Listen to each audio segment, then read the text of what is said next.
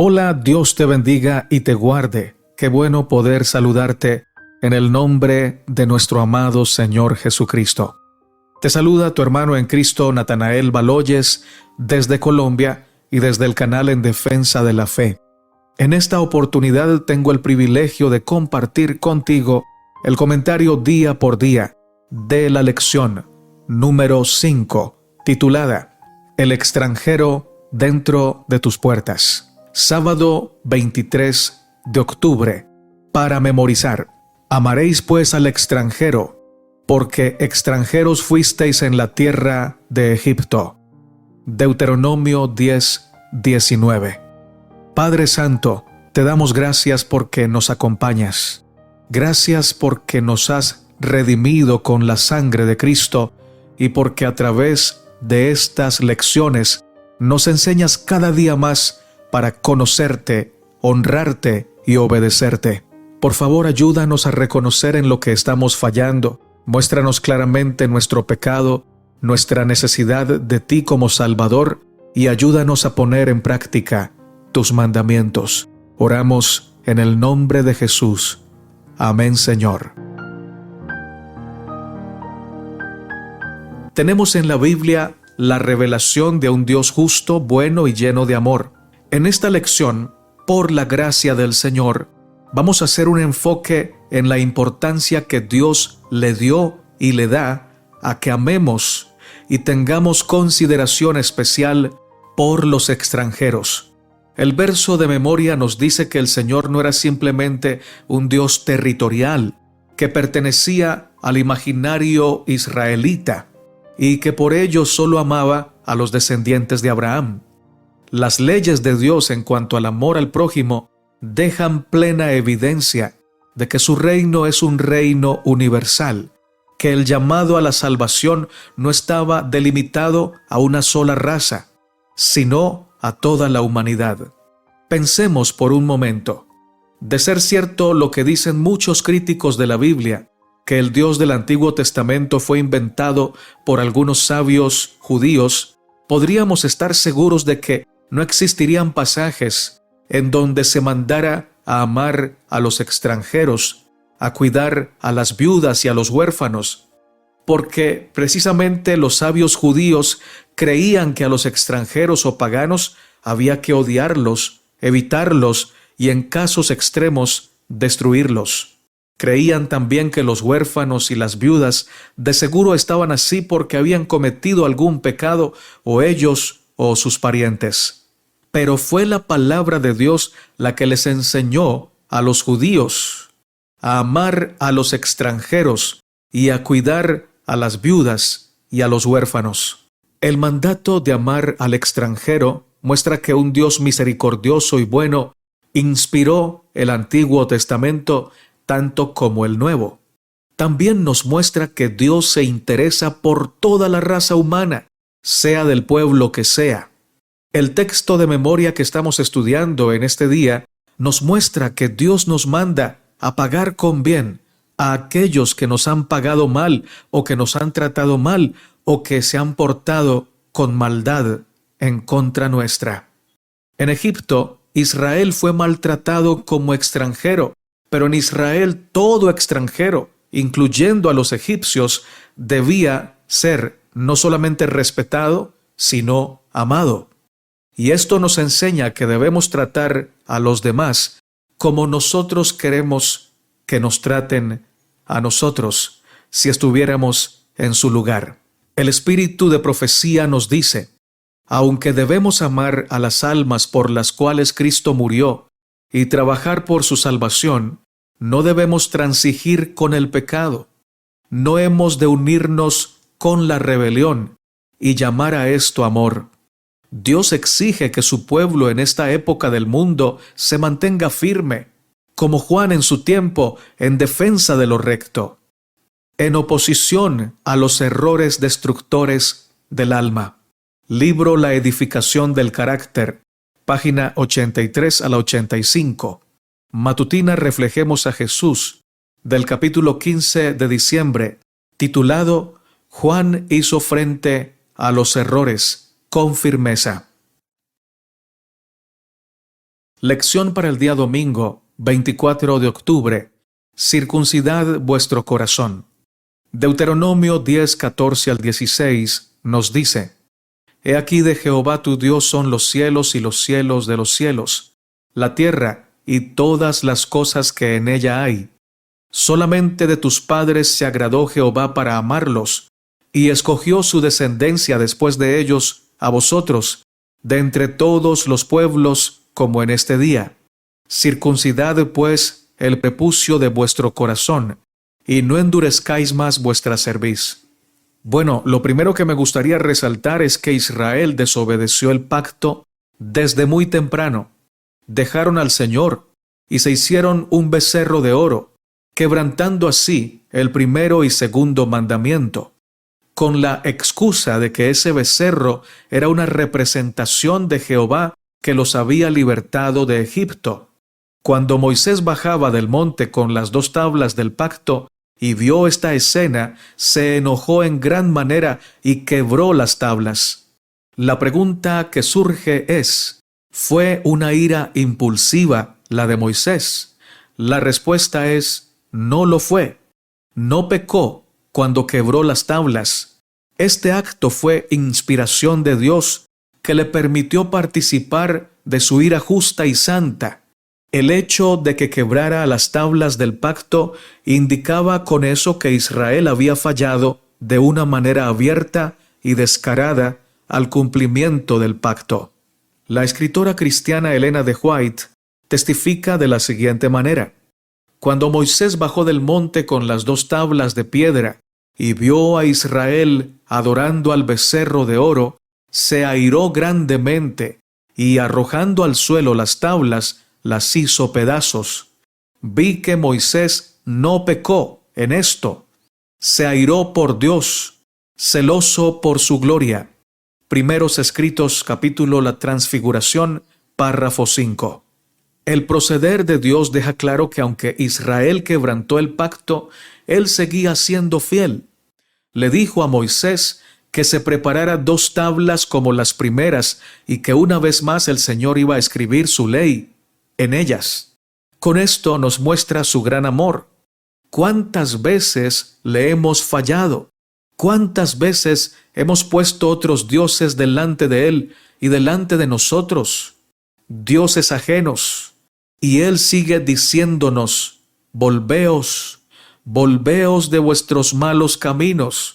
¿Por qué moriréis, oh casa de Israel? El título de la lección de hoy direcciona nuestras mentes hacia el problema real del pueblo de Israel.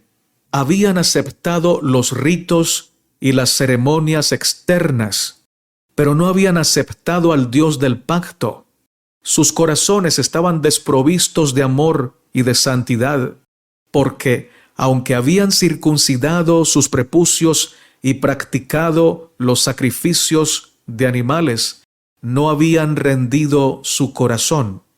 Dios les pedía que se humillaran, y en este contexto la palabra humillarse hace referencia a un reconocimiento sincero de su condición moral y espiritual caída, que reconocieran que no tenían el poder para cumplir una ley tan santa con su propia fuerza, y por ese reconocimiento se volvieran a Dios en procura de ayuda y de poder. Si el corazón no está rendido a Dios, no está circuncidado, nuestros actos siempre estarán en contra de su voluntad revelada. La palabra circuncisión significaba que Israel había sido apartado del mundo, apartado de la impureza, para hacer la voluntad de Dios y para andar en la pureza celestial. Por lo tanto, la palabra circuncidad vuestros corazones hace referencia a que apartemos nuestros corazones de toda clase de inmundicia, de toda clase de pecado, de toda clase de maldad, de malicia, para entregar el corazón a las manos del Señor, que es donde está seguro. Allí el Señor lo perdona, lo transforma y lo preserva para que sea lleno de amor, de justicia, de santidad y de verdadera sabiduría. Ahora, la palabra duros de cerviz significa duros de ser dirigidos o duros de ser guiados. La cerviz es la parte posterior del cuello en donde se ponía el yugo. Quitar el yugo de la cerviz hacía referencia a dar libertad. Pero Dios había llamado a Israel para que fuera un pueblo santo, y como ellos por sí solos no podían alcanzar ese ideal, Dios les pedía que llevaran su yugo que era ligero. Les pedía que le entregaran sus corazones para poder dirigirlos por el camino correcto. Sin embargo, como en sus corazones todavía tenían a Egipto, sus cuellos rechazaban el yugo de la ley de la libertad de Dios. Eran duros de cerviz para los mandamientos de Dios, porque seguían sirviendo como esclavos de las pasiones de Egipto, aunque ya habían sido liberados. Endurecer la cerviz era obstinarse en rebelión, el seguir obstinadamente el propio camino, desoyendo las exhortaciones divinas. Si nuestro corazón, es decir, nuestra voluntad, pensamiento, pasiones y deseos, no están entregadas en las manos de Dios diariamente, entonces no podremos vivir de acuerdo a lo que Dios nos ha mandado. Y esto tendrá por resultado ineludible que seguiremos viviendo al estilo del malo, quebrantando los mandamientos de Dios e hiriendo el corazón de amor infinito. El espíritu de profecía nos dice: cuando colocamos nuestra vida en completa obediencia a la ley de Dios, considerando a Dios como nuestro guía supremo, y nos aferramos a Cristo como nuestra esperanza de justicia, Dios obrará en nuestro favor. Esta es una justicia de fe, una justicia oculta en un misterio del cual los mundanos no saben nada y que no pueden entender. Comentarios de Elena de White, en el Comentario Bíblico Adventista del Séptimo Día, tomo 1, página 1132. Lunes 25 de octubre. Amaréis al extranjero. Deuteronomio 10:14. He aquí, de Jehová tu Dios son los cielos y los cielos de los cielos, la tierra y todas las cosas que hay en ella. Salmos 24:1. De Jehová es la tierra y su plenitud, el mundo y los que en él habitan. Efesios 4:6. Un solo Dios y Padre de todos, que está sobre todos, por todos y en todos. Primera de Corintios 8:6. Sin embargo, para nosotros hay un solo Dios, el Padre, de quien proceden todas las cosas, y nosotros somos para Él, y un Señor, Jesucristo, por quien son todas las cosas, y por medio del cual existimos nosotros. La Biblia deja claro que todos los seres humanos existen y son hijos de Dios desde la perspectiva de la creación. Ningún ser humano existe porque el diablo le haya dado vida. Él no puede dar la vida. Solo Dios da la existencia. Pero también la Biblia enseña que en materia espiritual hay hijos de Dios e hijos del diablo. ¿Quiénes son los hijos de Dios? ¿Qué nos dice la Biblia? Vamos a ella.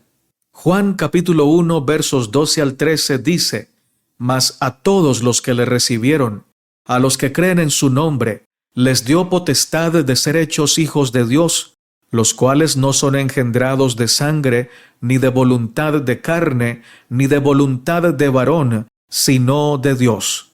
Romanos 8:14. Porque todos los que son guiados por el Espíritu de Dios, estos son hijos de Dios. Ahora surge la pregunta: ¿a dónde nos guía el Espíritu de Dios? Juan 16:13. Pero cuando venga el Espíritu de verdad, Él os guiará a toda la verdad, la Biblia y la ley. Por ejemplo, Juan 14:6, Juan 17:17 y Salmo 119:142. Por lo tanto, los hijos de Dios son aquellos que han recibido a Jesús. Son guiados por el Espíritu Santo a amar su palabra y a guardar sus mandamientos. Los hijos del diablo son aquellos que rechazan a Cristo, que no reciben el Espíritu Santo y que viven para desobedecer los mandatos de Dios, pues hacen las obras del diablo. Así lo dice Juan 8:44. Vosotros sois de vuestro padre el diablo, y los deseos de vuestro padre queréis hacer. Él ha sido homicida desde el principio y no ha permanecido en la verdad, porque no hay verdad en él. Cuando habla mentira, de suyo habla, porque es mentiroso y padre de mentira. Primera de Juan 3:10. En esto se manifiestan los hijos de Dios y los hijos del diablo. Todo aquel que no hace justicia y que no ama a su hermano no es de Dios. El mandato de amar al extranjero está en el mismo centro de la ley de Dios. Los mandamientos de Dios se resumen en el amor. Romanos 13:10. Una característica muy clara de que somos hijos de Dios es que vivimos para servir, pero especialmente a los más necesitados. Los extranjeros están lejos de su país, de su familia y de sus costumbres, incluso de su gastronomía. Se sienten solos, asustados en una tierra extraña. Necesitan que los hijos de Dios les muestren que pueden confiar en el Dios del cielo, el cual se ocupa de ayudarlos porque los ama. Nuestra actitud hacia los vulnerables demuestra si somos hijos de Dios o si seguimos en las filas del diablo. Pero a veces decimos, es que hay extranjeros que son malos y vienen acá a quitarnos el trabajo, a robar, a hacer daño o a hacer nada y quieren todo gratis. Eso puede ser cierto en algunos casos, pero nunca debemos generalizar. La gran mayoría de gente de otro país vienen a nuestro país con la esperanza de encontrar un buen empleo y ayudar a su familia. Dios no nos manda a amar al extranjero que se porta bien. El mandato sí es general. Amarás al extranjero, sea que lo merezca o no. Ámalo, ayúdalo en la medida de tus posibilidades. El espíritu de profecía nos dice: la vida de Cristo fundó una religión sin castas, en la que los judíos y gentiles, libres y esclavos, unidos por lazos de fraternidad, son iguales ante Dios. Nada hubo de artificioso en sus procedimientos, ninguna diferencia hacía entre vecinos y extraños, amigos y enemigos. Lo que conmovía el corazón de Jesús era el alma sedienta del agua de vida. El Ministerio de Curación, página 15 y página 16. Termino esta reflexión del día lunes diciéndote lo siguiente: tratemos a los extranjeros y en general a los que sufren como nos gustaría que trataran a nuestros hijos si ellos estuvieran en otro país. Martes 26 de octubre. Porque extranjeros fuisteis en Egipto. La forma como Egipto trataba a los extranjeros era un modelo para las demás naciones de su tiempo, porque Egipto era la potencia mundial y todos los reyes y gobernadores querían copiar las estrategias y formas de Egipto para intentar tener parte de su éxito. Ellos pensaban así: bueno, si Egipto es la potencia mundial, algo tiene que ver con la forma como ellos proceden. Y entonces copiaban la cultura y el modo de proceder de los egipcios. Egipto usaba su poder para oprimir a los que no eran de su raza, y no solo eso, sino que oprimía a los más débiles para sacar provecho de ellos, aunque estos débiles fueran de su raza o de otro país. Mientras Israel estuvo en la tierra egipcia y José estuvo vivo o su recuerdo estuvo presente, fueron bien tratados y hasta honrados, porque la gracia de Dios los ponía como gente de bendición y prosperidad en tierra extraña. Pero cuando el recuerdo de lo que Dios había hecho en Egipto a través de José fue borrado de las mentes por la astucia satánica. Todos los israelitas comenzaron a ser oprimidos, maltratados y esclavizados. Fueron obligados a construir bajo circunstancias adversas y extremas grandes edificios para gloria del faraón. Largo tiempo fue maltratado el pueblo de Dios, por espacio de 400 años. Egipto definitivamente no tenía la luz del amor de Dios, porque de haberla tenido, habrían aprendido a bendecir y a cuidar a los extranjeros, a no abusar de su poder, sino a usarlo como instrumento de bendición para su prójimo y, mucho más importante, exaltación al Dios eterno. ¿Cómo estás usando el poder y la influencia que Dios te ha dado? ¿Estamos acaso abusando a los vulnerables como Egipto lo hizo con los extranjeros? Dios le dijo al pueblo en Deuteronomio 10:19, amaréis pues al extranjero, porque extranjeros fuisteis en la tierra de Egipto.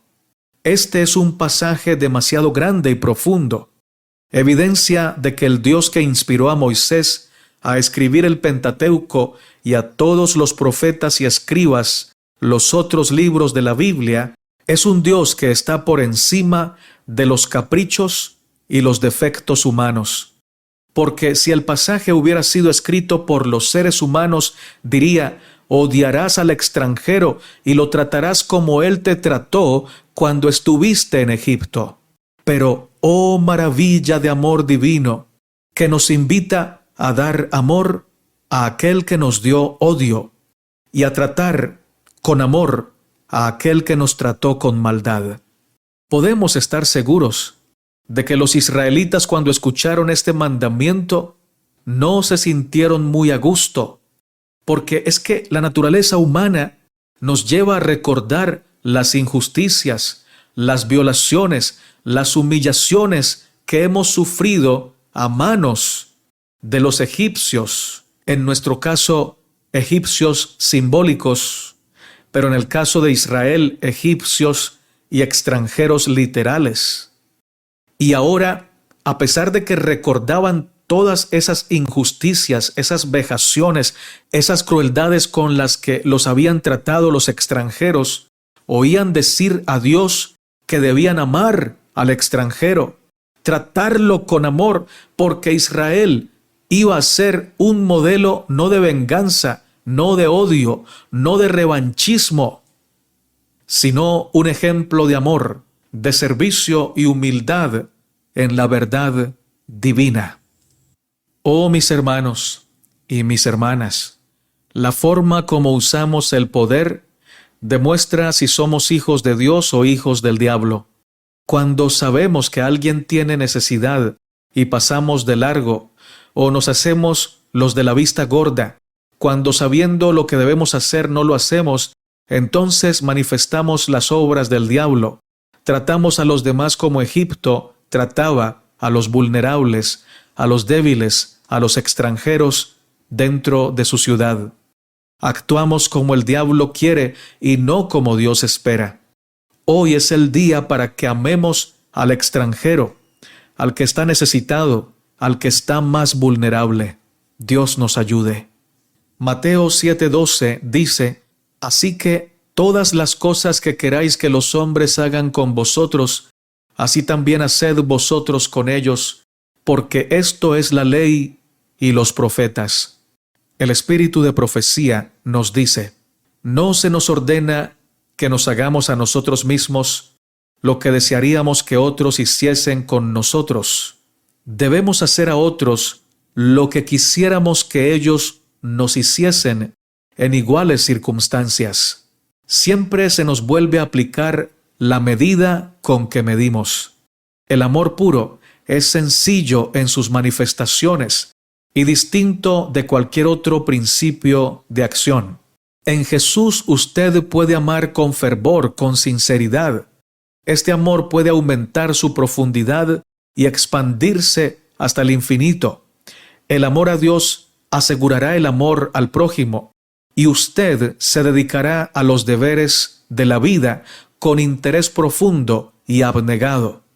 Los principios puros constituirán el fundamento de sus acciones. La paz interior conducirá aún sus pensamientos hacia corrientes más saludables. Matutina exaltada a Jesús, capítulo del 21 de marzo.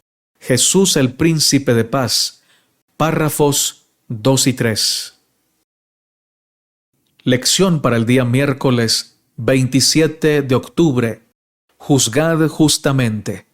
Deuteronomio 1:16 dice: Y entonces mandé a vuestros jueces, diciendo: Oíd entre vuestros hermanos, y juzgad justamente entre el hombre y su hermano y el extranjero. Hay dos áreas generales en las que uno podría juzgar: el área espiritual e íntima de cada ser humano y el área del testimonio de cada ser humano, es decir, los actos, las palabras, lo que se puede ver. Dios no quiere que juzguemos los motivos de las personas ni su vida íntima, porque nosotros no tenemos ninguna evidencia en la cual basar nuestras razones para juzgarlos, puesto que no vemos los pensamientos ni vemos las intenciones de los corazones de nuestro prójimo. También quiere el Señor que evitemos condenar a nuestros hermanos, que dejemos el juicio y la condenación solamente al Señor, porque solamente Él tiene la autoridad para hacerlo y solo Él tiene el amor y la visión suficiente, la visión de todo el panorama completo. Es en esta área o en este aspecto en el que el Señor nos aconseja: no juzguéis para que no seáis juzgados. Mateo 7, 1 y 2.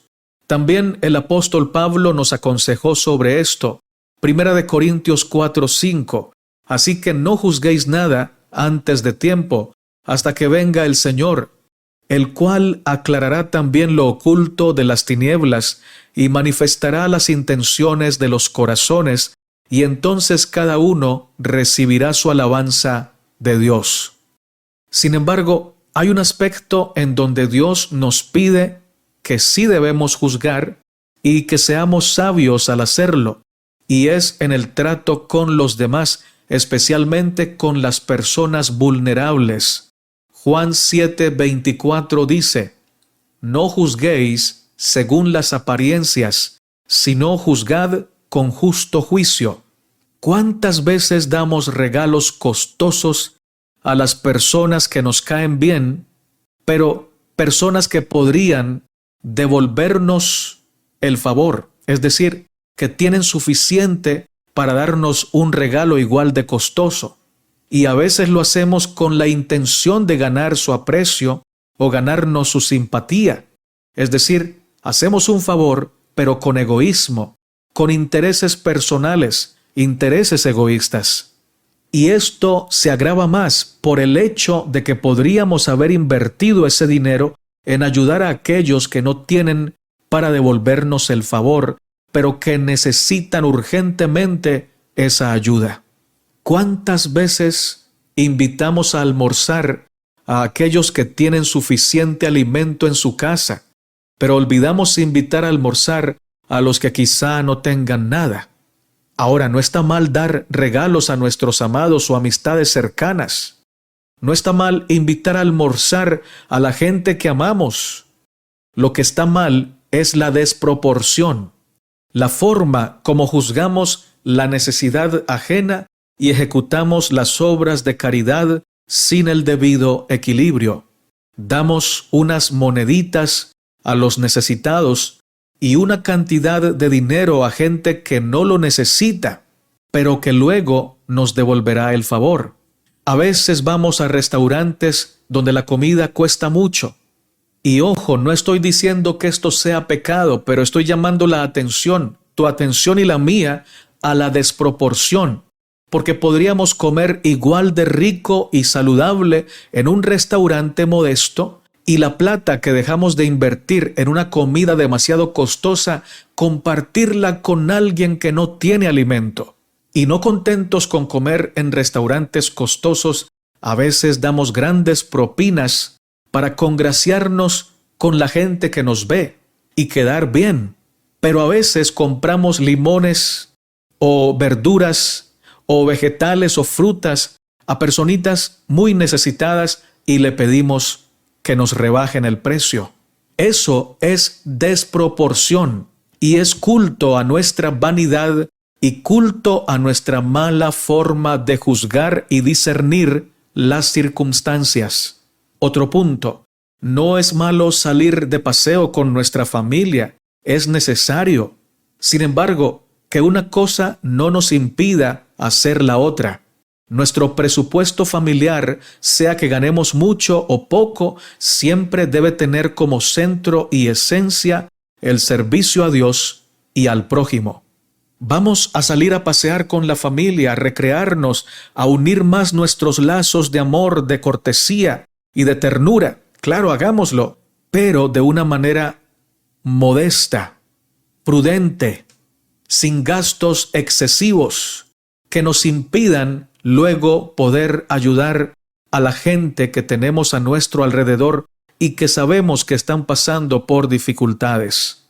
Si hay personas con hambre, sin ropa, sin techo en nuestra iglesia o en nuestra familia, y por un paseo o por una compra de lujo para nosotros, no nos queda algo significativo para ayudar a los que están en necesidad, entonces estamos juzgando mal, con juicio injusto, y esto evidenciaría que no conocemos a Dios ni lo amamos.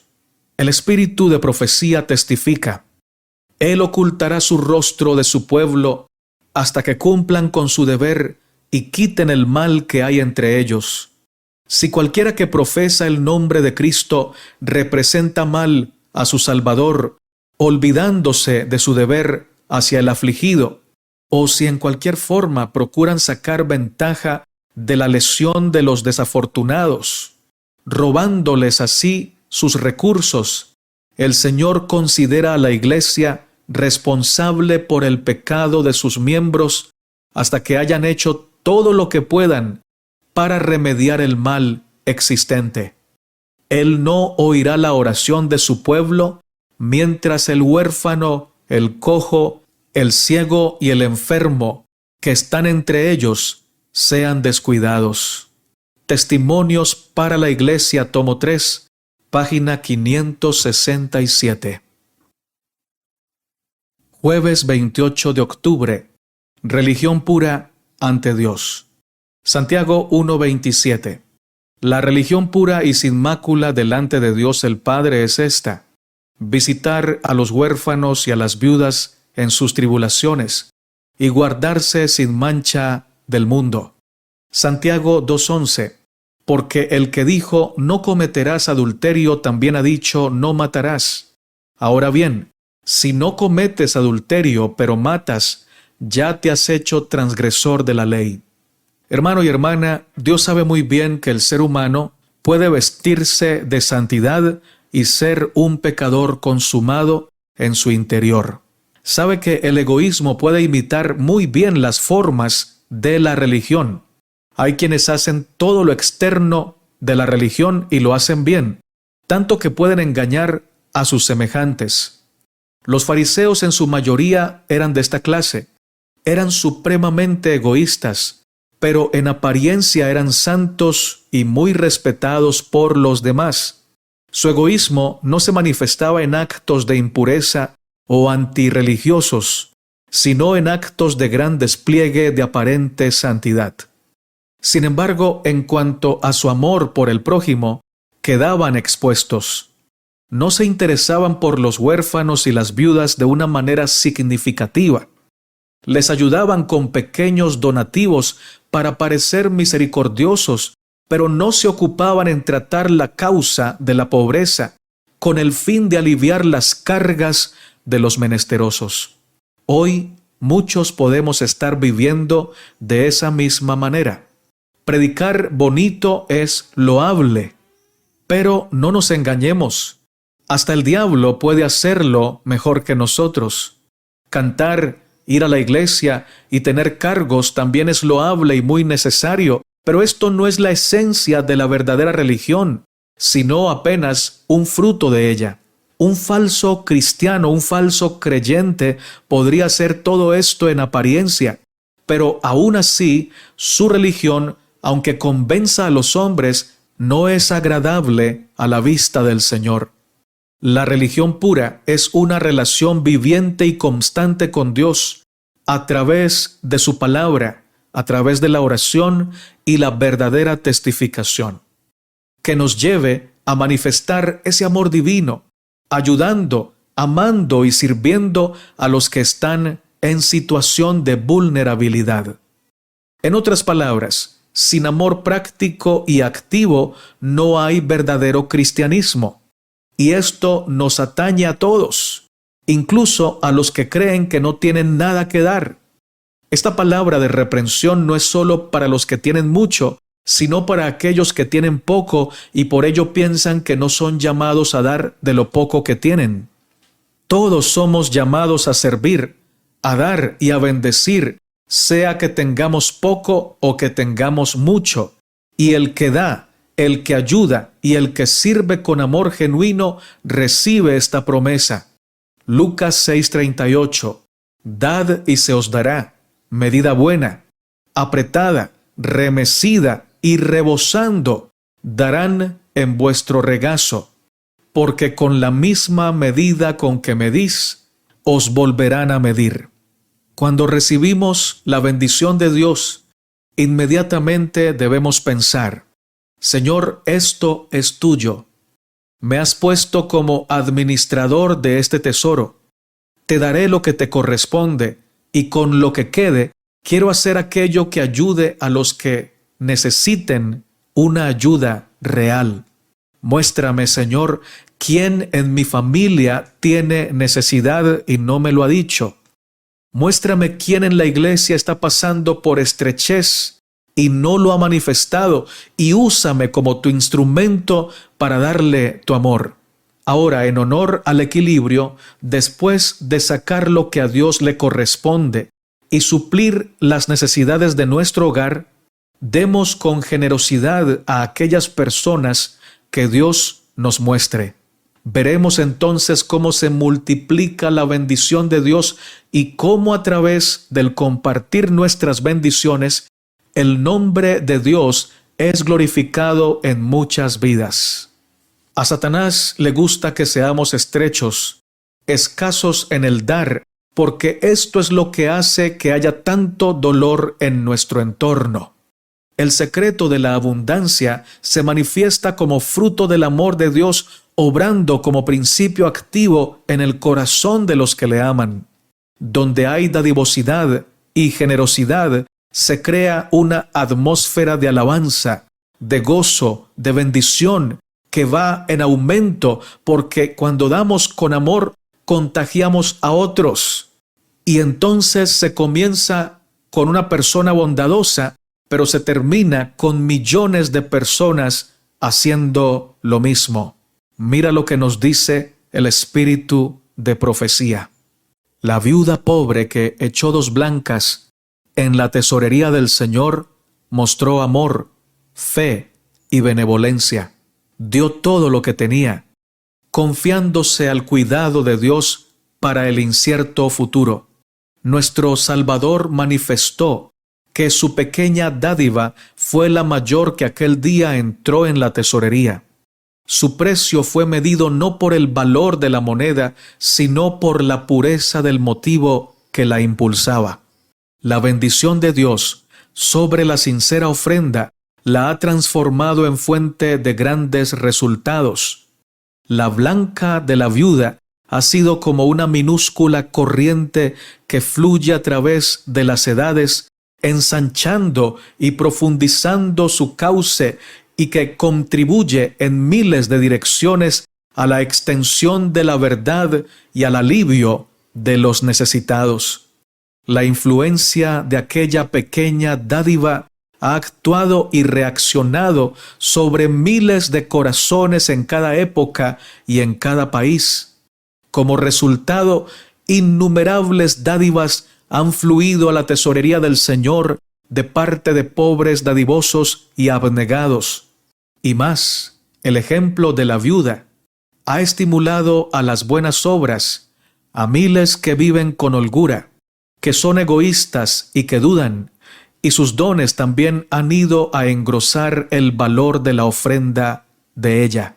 Matutina Reflejemos a Jesús, capítulo del 11 de septiembre, titulado La blanca de la viuda, valuada por la pureza de motivo. 3 primeros párrafos.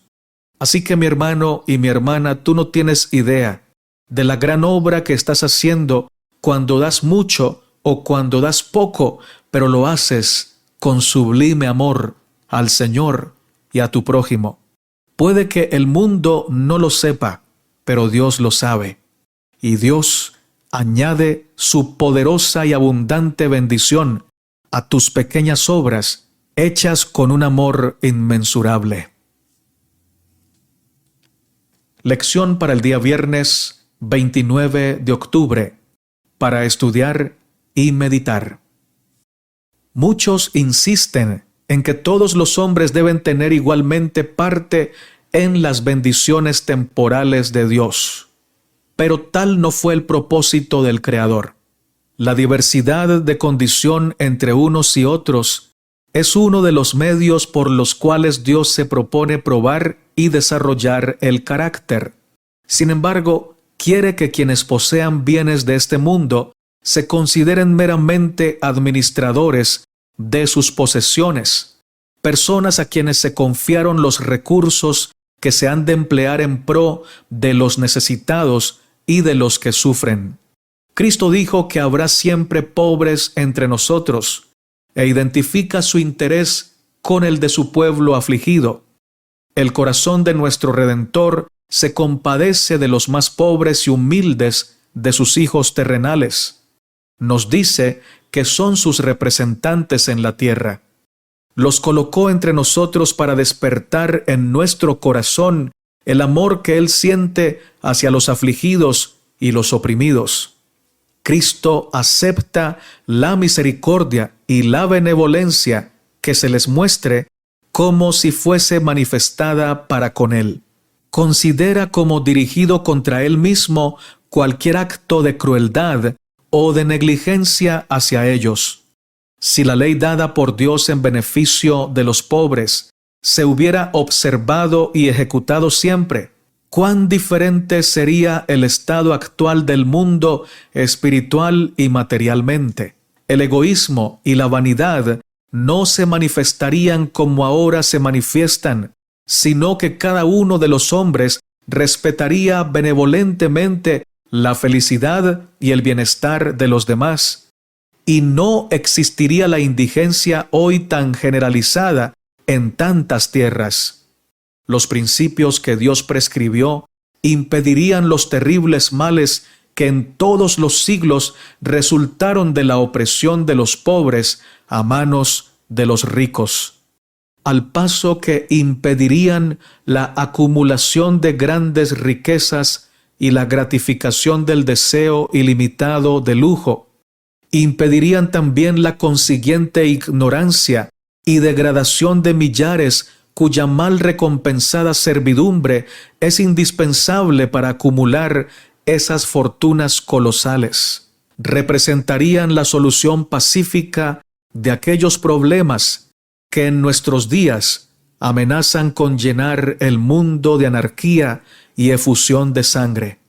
Historia de los Patriarcas y Profetas, capítulo 51. Dios cuida de los pobres. Párrafos finales. Oh mi hermano y mi hermana, en estos tiempos cuando las crisis en nuestros países han despertado una gran ola de migrantes, y hay tantos extranjeros en muchos de nuestros países, no debemos ceder ante la tentación de maltratarlos o de aprovecharnos de su situación, colocándolos a hacer trabajos difíciles que nosotros no queremos hacer y pagándoles de una manera injusta. Tratémoslos con amor, con respeto, son seres humanos, son hijos e hijas de Dios y necesitan conocer a Dios en el caso de aquellos que son incrédulos, o necesitan que nosotros los tratemos como hermanos en el caso de aquellos que hacen parte de nuestra fe. Que Dios nos ayude a ser amables, corteses, a amar al extranjero porque está necesitado, porque es hijo de Dios y porque Dios nos ha dejado ese mandamiento. Padre, te damos gracias porque nos amas con amor eterno y porque nos tratas como a tus hijos amados. Somos hijos del Rey de Reyes y Señor de Señores, por lo tanto príncipes y princesas. Ayúdanos, oh Dios, a ser conscientes, a no solamente querer ser tratados como príncipes y princesas, sino a tratar a los demás como príncipes y princesas, como hijos tuyos, sea negro, blanco, alto, bajito, colombiano, peruano, mexicano, venezolano, tratarlo como un hijo del Rey del cielo que eres tú. En nosotros no hay tal fuerza, no hay tal amor para tratar a los demás como tú lo esperas. Somos indiferentes, Señor, somos pecadores, somos egoístas. Perdónanos, pero también transfórmanos para poder cumplir el ideal de tu amor, de tu servicio, de tu humildad y de tu abnegación. Gracias, Señor, porque cuando nos mandas un llamado, una reprensión, también nos mandas la solución. Y esa solución siempre está en Cristo. En tu mano ponemos nuestra vida, porque allí está segura. Gracias porque nos abrazas. Gracias porque te tenemos a ti. Y si te tenemos a ti, lo tenemos todo. En el nombre de Jesús oramos. Amén, Señor.